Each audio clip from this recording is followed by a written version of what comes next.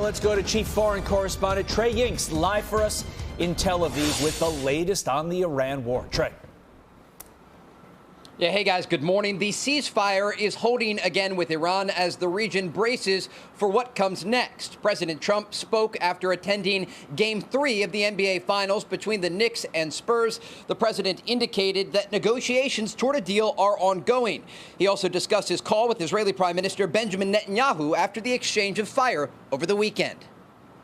We had a very good conversation, and he was hit, and he hit back, and I can't blame him for that, but he was hit, he hit back, and now they've called it quits, so they're gonna just leave each other alone for another week or something. After President Trump called on Israel and Iran to stop shooting, both sides agreed. Since then, Israel has continued to operate against Iran-backed Hezbollah in Lebanon, launching new strikes overnight and issuing fresh evacuation orders this morning. Prime Minister Netanyahu addressed his country overnight with a message for Hezbollah. In the past 24 hours, Iran and Hezbollah tried to impose a new equation on us. This equation is intolerable and unacceptable to me. They thought they could fire from Lebanese and Iranian territory at Israel, and that we would not act. That did not happen, and that will not happen.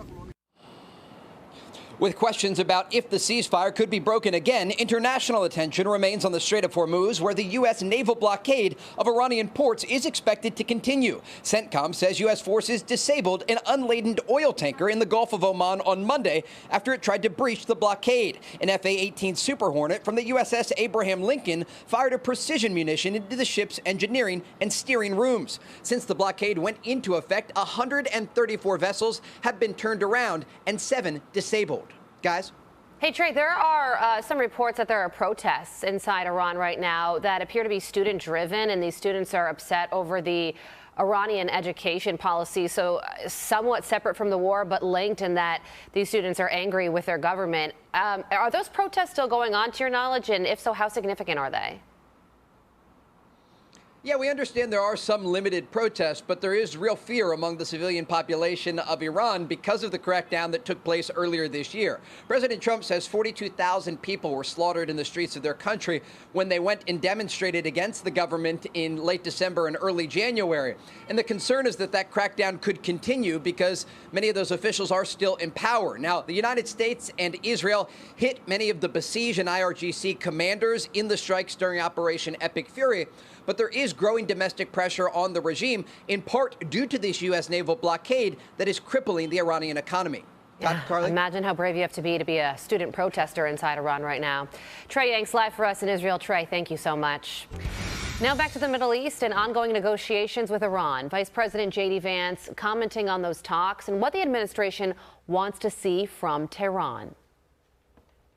Everybody's always trying to play everybody. I think the president's attitude on this is we have to verify, of course. One of the most important things to whether this ultimate settlement is a success is not what the Iranians write on the paper, but whether they actually comply with some of the requirements of the settlement that we come up to. The Iranians don't want this war to continue. It's not in their best interest. And I think they're coming to the table, putting some real things on the table. We're, of course, going to verify it. But if we get to this deal, it's going to be a home run win for the American people.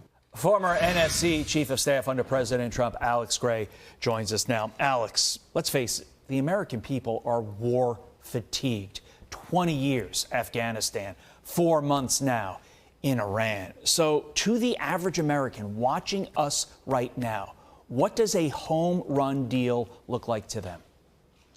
Well, it's a great question, and no one has been clearer in their opposition to these forever wars than Donald J. Trump.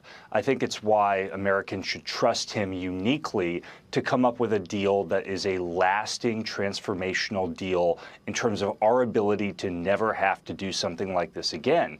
And that deal that would allow us to finally disengage from this region after 20-plus years would be an Iran that is not ever on the path to a nuclear weapon, a region that is not constantly terrorized by Iran's terror proxies, and where Iran is not able to close the Strait of Hormuz and shut off a significant chunk of the world's commercial maritime traffic. That is what a good deal looks like, and I think that is exactly the deal President Trump and Vice President Vance are pursuing. When it comes to Iran's strategy right now, here's something from the Institute for the Study of War. They write, Iran has almost certainly observed discussions and leaks in Western media about the increasing tension between Trump and Netanyahu over Israeli strikes in Lebanon, and Trump's fears that Israeli action in Lebanon will cause U.S.-Iran negotiations to collapse, for example.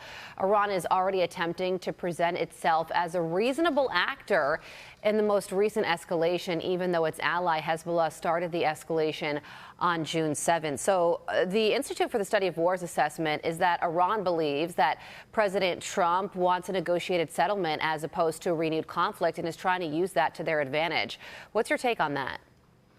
Well, of course, President Trump wants a negotiated settlement, but I think the president has shown throughout his time in office in both terms that he's never going to take force off the table. And the Iranian regime would be very foolish. It wouldn't surprise me, but it would be especially foolish for them to think the president was taking the force off the table. He's kept an exceptionally large and potent U.S. naval armada in the region. He has U.S. assets all around Europe and the Middle East. I think the president is more than willing to use the American big stick if he has to, but he certainly doesn't want to. And I think that's for the primary reason that the blockade that the U.S. Navy has imposed on Iran, as your reporter covered earlier, is bearing fruit. It is crushing the Iranian economy, and it is already leading to signs of social unrest that the regime is not going to be able to ignore much longer.